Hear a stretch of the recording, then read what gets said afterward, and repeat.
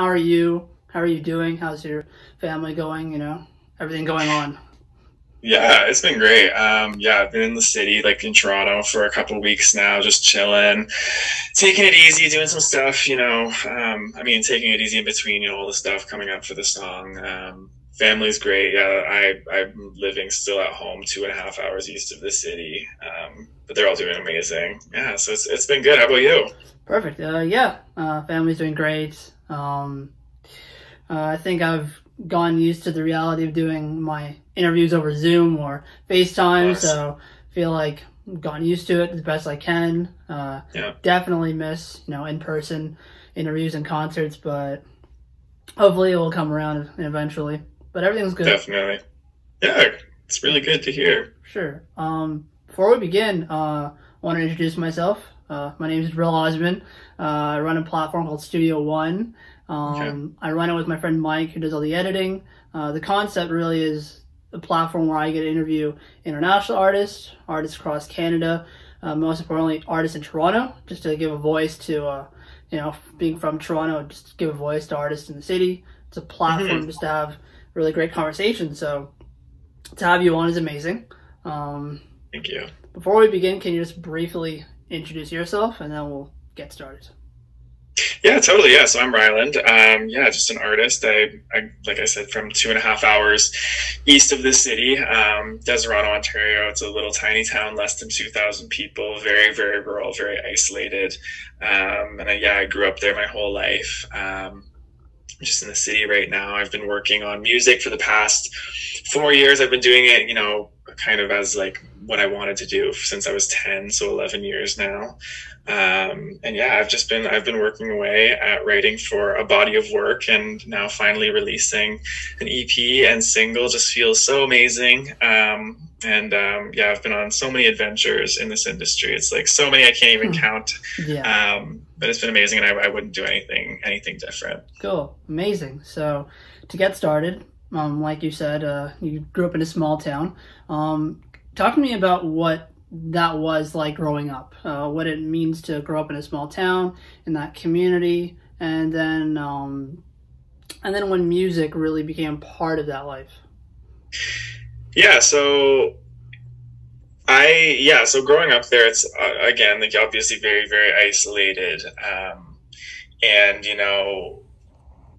there's always that, feeling of looking out to the big open wide world, like what's out there, what's out there for me, what could be, and I remember coming on trips to the city all the time. When I'd come to Toronto, it was just this, like, I need to get here, I want to be here someday. Yeah. I want to be in the big city. I always had like my eyes wide open, just so open and curious to what the world was, and just feeling like there was something bigger and more expansive that I could be doing.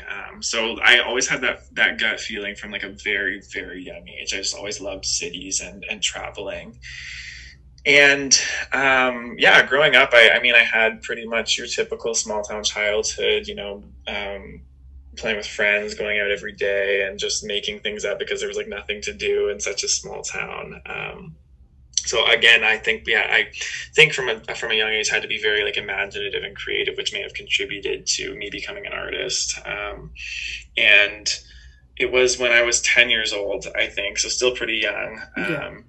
In my memories, I had always been like singing around the house and stuff, and very musical. But my mom and grandma, one day, they showed me this kid singing "Who's Loving You" by the Jackson 5 on a singing competition, and they said, I think you could do this. I think you could sing that Yeah. song." And for whatever reason, I learned the song, and I was like, okay, cool, and learned it and just sang it out one day. And they were like, okay, like, you can sing, like, you should continue with this. And I obviously was like so energized by it.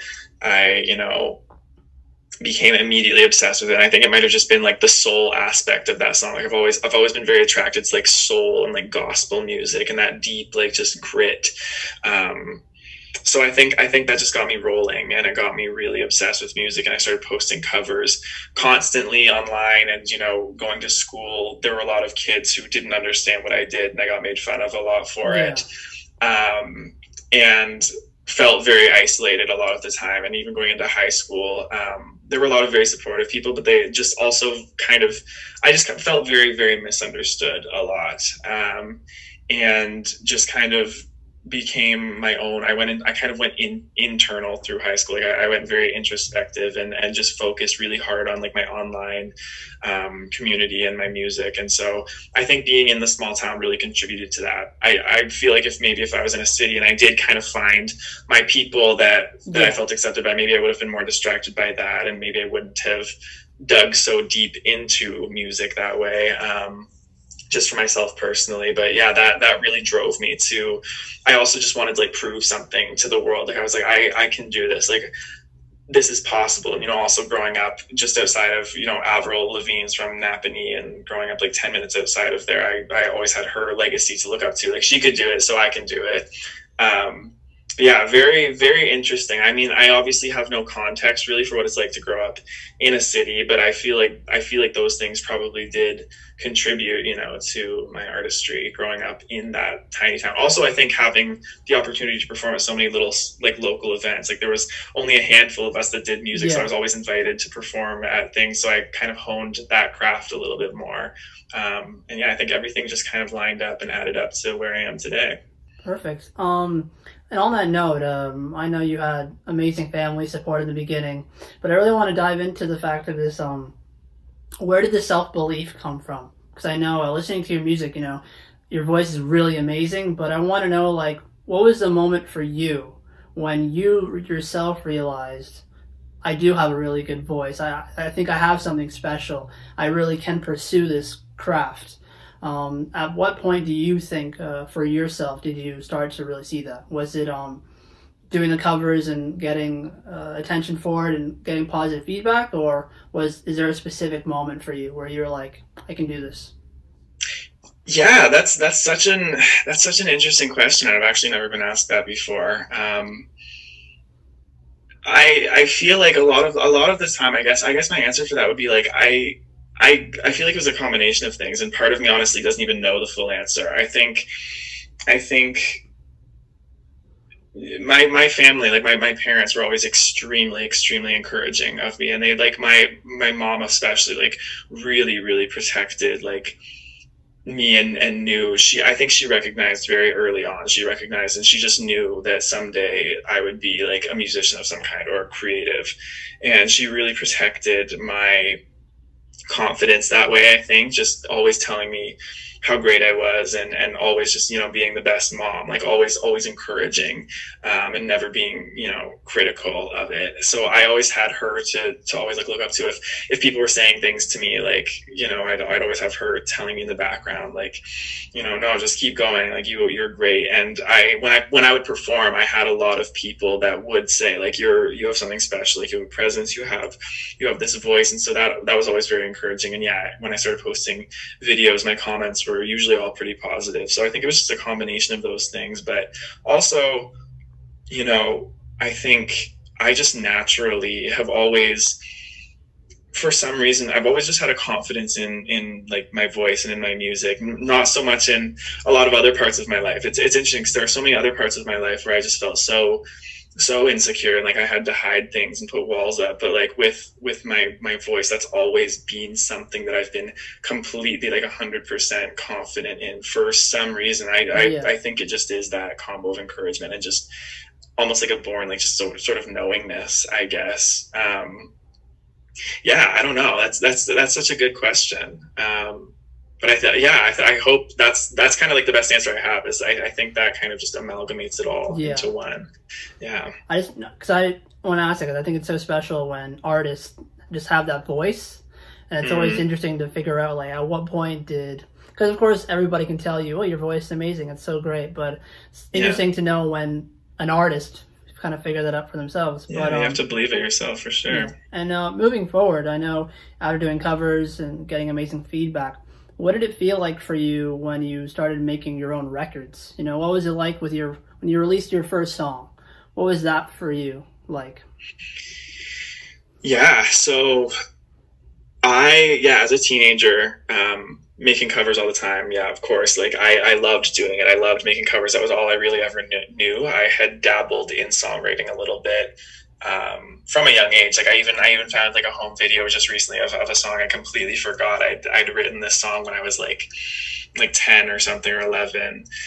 And so I always like dabbled in it, but it wasn't something I preferred. It wasn't something that like, I know a lot of artists talk where, you know, like they knew from the time they were young, like I'm a songwriter, I'm this, but that for me, that wasn't a thing. Like I always loved performing, but songwriting was something a little bit different, something a little bit more daunting and intimidating to me. And, sometimes my extreme, I put a lot of pressure and perfectionism on myself, which can very much be like a hindrance when you're writing, because when you're writing, you have to let everything come out. You have to just be creative. And sometimes getting too much in your head and thinking, for me, that was always like a block.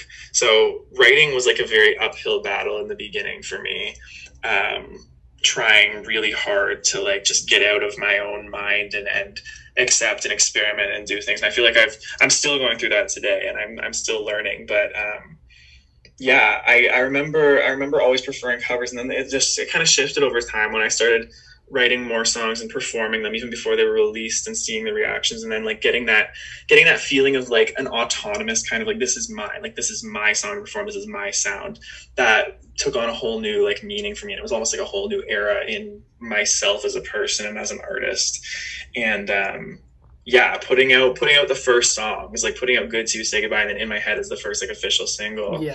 I was so nervous in the beginning. I wasn't like scared nervous. I was more just like, what are people going to think? It was like an excitement, but also like this is actually happening. I'm actually putting music out. And, you know, after I saw the first couple songs come out and people had such great reactions to it, I started to get more comfortable in it and get like, yeah, like this is fun. Like this is fun creating and putting something out that people are enjoying and that's helping people. And, you know, it makes me feel good to know that, you know, I can share a different perspective, or maybe a new perspective, with people through my own music that people haven't heard before.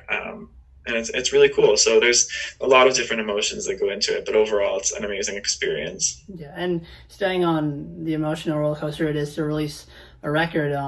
I know you're on the verge of releasing your debut EP. I had a chance to listen to it, and again, your voice really shines through the whole record. It's amazing. Thank you. So how are you feeling with, one, the idea of a debut EP? Do you feel like it's an introduction to yourself, a debut? And how are you feeling with it coming out? Like, that's a special moment. Absolutely. It's the same thing. It's a huge mix of emotions for me. I mean, yeah, like I've already put out some of the songs that will be on the EP, so I have kind of I've given a taste of myself, but I feel like, yeah, putting this out will just kind of give the whole body. It'll give all the details of my artistry. I feel like each song on this EP represents a different kind of, almost like a different sound, a different side. Each one has like a different meaning. And yeah, it's just, again, like after 4 years of writing, it's putting out a body of work. It's daunting. And I've never, obviously, like singles are one thing, and putting out one song is one thing, but to put out like 7 is a whole other, you know, ball game. And it's something like, I'm just hoping that people really like it. But yeah, people are excited about it. I'm just absolutely amped. I've been like doing like little dances and jigs when I get off calls and stuff, because I'm like, oh, it's actually happening. Yeah, it's just, I'm so excited to share my artistry with the world. And I feel like it really is a reflection of me, and I'm just so happy about it. Yeah. And a large part of being an artist as well, there's releasing records and things like that, but doing shows, touring. I know with COVID, that's been on pause right now, but I know you had an amazing opportunity to tour with Alessia Cara, and you had an amazing story around that. To hear it in your words, can you please tell me how that was for you? Because I love hearing those like special moments of a full circle. Yeah, absolutely. Yeah, so Alessia, she has been one of my biggest heroes in music from the time that she started releasing music, from the time I found out about her. I remember hearing Here when it went to number 4 on the Hot 100. I remember hearing it all over the place, being like, what is this? And at first I remember hearing it and kind of like being unsure, like, what is this? And then when I actually delved into it and like listened to the actual lyrics and listened and found out more about her, I was like absolutely hooked. Just because at that time, I think I was in grade 11 and going through, you know, being in high school and feeling very, very different, feeling very misunderstood by people and going a whole different path than I saw anybody else going. It was hard to relate to people. And a lot of people misunderstood me. A lot of people would like, high school was like a very, very weird time for me. And so I found solace in music, and especially in Alessia's music, just because it talked about that, being kind of like the loner and the outcast and being somebody who's different, being an introvert, and how that's okay, and how there are people out there. And even seeing like the fan reaction to her music and seeing so many people saying like, this is me, like this is exactly how I am. I'm so glad there's somebody like that. It was the first time I'd really felt like, okay, I'm okay being this. So I looked up to her so much, and I remember always just picturing and imagining in my mind, like, I want to meet her. I want to open for her someday. I want to talk to her. I just became obsessed. And I remember thinking, like, how do I get to that point? And all I knew was to just keep posting online and to keep building a following. And maybe someday someone would reach out to me, or someone would find me, and you know, I could do exactly the same thing and get into that you know, circle of people, of other artists that I felt like I related to. And I remember the one year, I think it was the first year she was performing Wild Things. And I made my mom drive us down to downtown Toronto from home. So 2.5 hours. It was Father's Day. And we'd had like a whole big brunch and stuff, but I was like begging her, like, Mom, you have to drive us. Like, we have to go. Yeah. And she was like, okay. So we got in the car and we drove down, and we were a little bit late for the show. Like, I remember pulling up just as it was starting, and it was absolutely packed. Like, you couldn't get in, you couldn't see the stage. So there was a little bit of disappointment that way. But we were walking around, and my mom noticed this guy at a store across the road from the stage, and they had like these big like blockade things up, so you couldn't actually see the stage, but you could tell that, like, okay, if I can get up on the roof up there, we could see down to the stage. So she waved at this guy, and he came up, and she's like, can we go on your roof? And he's like, okay, sure, if you pay me like $20, you guys can go up on my roof.